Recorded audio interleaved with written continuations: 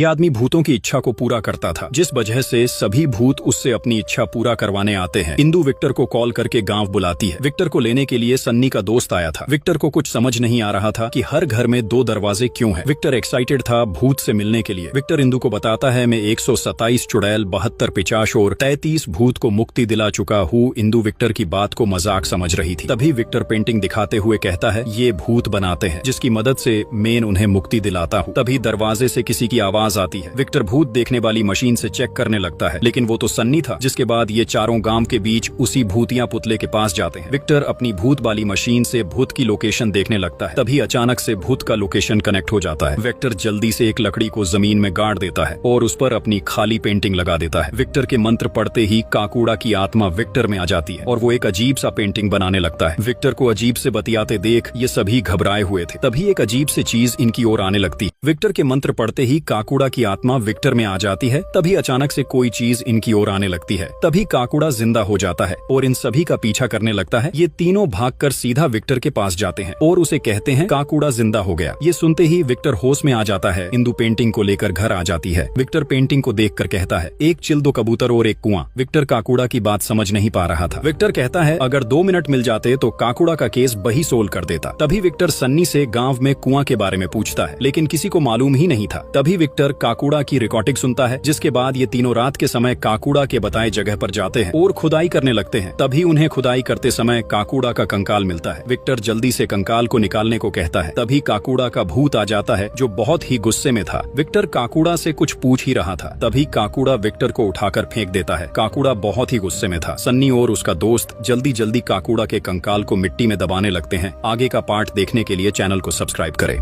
काकूदा बहुत ही गुस्से में था। विक्टर काकूदा से कुछ पूछ ही रहा था, तभी काकूदा विक्टर को उठाकर फेंक देता है और वो जैसे ही इंदु पर हमला करने जाता है, तभी इंदु आग से काकूदा को भगा देती है। विक्टर को काकूदा की टोपी पर कुछ सुराग मिलता है। वो इंदु से कहता है, अब हमें घोयल सर्कस जाकर ही काकूदा के सवालों का जवाब मिलेगा। जिसके बाद विक्टर इंदु को लेकर घोयल सर्कस के लिए निकल जाता है। यहाँ सन्नी को लगने लगा था कि अब इंदु विक्टर को पसंद करने लगी है, इसीलिए सन्नी फांसी लगा लेता है। यहाँ घोयल सर्कस पहुँचकर पता चलता है कि सर्कस का मालिक तो पियक्कड़ निकला। इंदु सर्कस के मालिक से काकूदा के बारे में पूछती है। तभी मालिक बताता है, कुछ साल पहले हम 4 लोग गठुद्दी गांव में सर्कस दिखाने गए थे, जिसमें से एक बोना था। वो पैसे उठाने का काम किया करता था, जिस वजह से सभी उसे गुल्लक बुलाते थे। उसके पास जादू था, वो उल्टा पैदा हुआ था। अगर वो किसी के पीठ पर अपना दाहिना पैर रख दे, उसकी पीठ एक बार में ही सही हो जाती थी। लेकिन उसका जादू मंगलवार के सूरज ढलने तक ही चलता था। गाँव में सभी की मदद कर करके गुल्लक फेमस हो गया और वो गाँव में ही काकूदा की आधी अधूरी कहानी बताकर सर्कस का मालिक बेहोश हो जाता है। इंदु और विक्टर को इतना पता चल गया था कि गुल्लक ही काकूदा है। गांव पहुंचकर इंदु